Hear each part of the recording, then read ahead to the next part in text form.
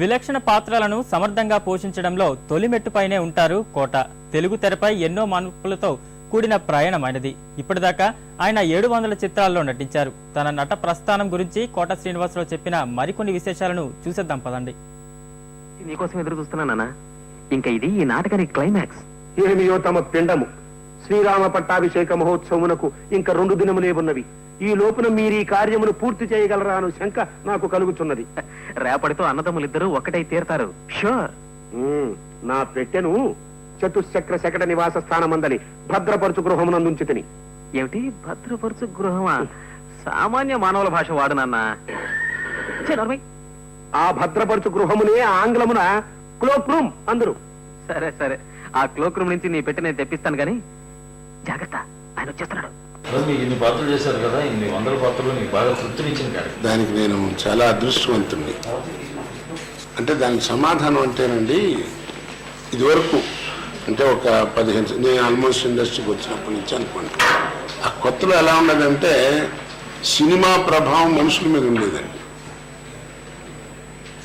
సాంఘికం, పౌరాణికం, జానపదం, చారిత్రాత్మకం, కౌబాయ్, 5 సినిమాలే ఉండేవి. అందుకని సినిమా ప్రభావం ప్రజల మీద ఉండేది. అదే ఎంటర్టైన్మెంట్. సినిమా షూటింగ్లు కూడా చెన్నైలోనే జరుగుతుండేవి. ఎక్కడెక్కడేది ఎవరికి తెలియదు. ఏదో 1% 2% ఎక్కడో అవుట్డోర్లో చేయడం జరిగేది. మామూలు సామాన్య జనానికి సినిమా దూరంగా ఉండేది. అందువల్లే వాళ్ళ స్టైల్స్ అవి కూడా పేర్లు వచ్చేసినాయి. వాణిశ్రీ చీరలని, పెద్దవారు చేసిన గుణసుందరి చీరలని, రామారావు స్టైల్ అని, యాక్ స్టైలర్ అని పెద్ద పేరు ఉండేది ఆయనకు.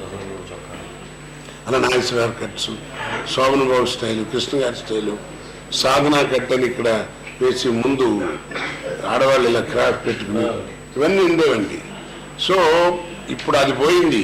సినిమా బజార్ను పడిపోయింది, మనం బజార్లో ఉన్నాం. దానివల్ల ఏమవుతుందని నా కంటి ముందు ఆ 5 రకాల సినిమాలు పోయినాయండి. ఓన్లీ ఒక సాంఘిక సినిమా ఉంది. పోనీ దీంట్లో ఏదైనా చేద్దామంటే ఎదురుకుండా కనబడుతుంటారండి. ఇవాళ నేను ఇప్పటికీ కనీసం 150 దాకా కూడా పొలిటికల్ క్యారెక్టర్లు వేసి ఉంటాను. వేసిందే వేసి అంటే ఇవాళ నాకు నిజంగా ప్రజలకి ఒక రంగా దండం పెట్టుకోవాలని అంటే, మనం చూస్తున్న పొలిటీషియన్స్ మనకు కనపడుతుంటారు. రకరకాల వాళ్ళు కనపడుతున్నారు.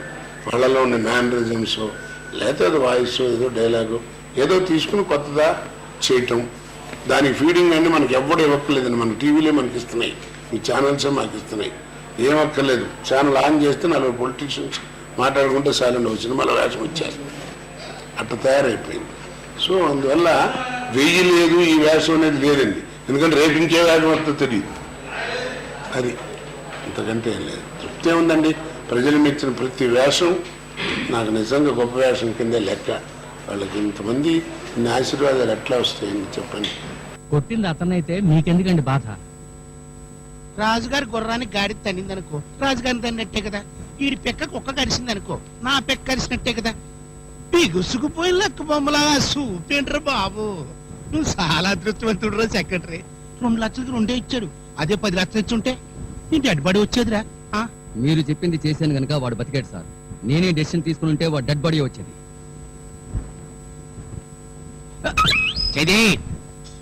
థ్యాంక్స్.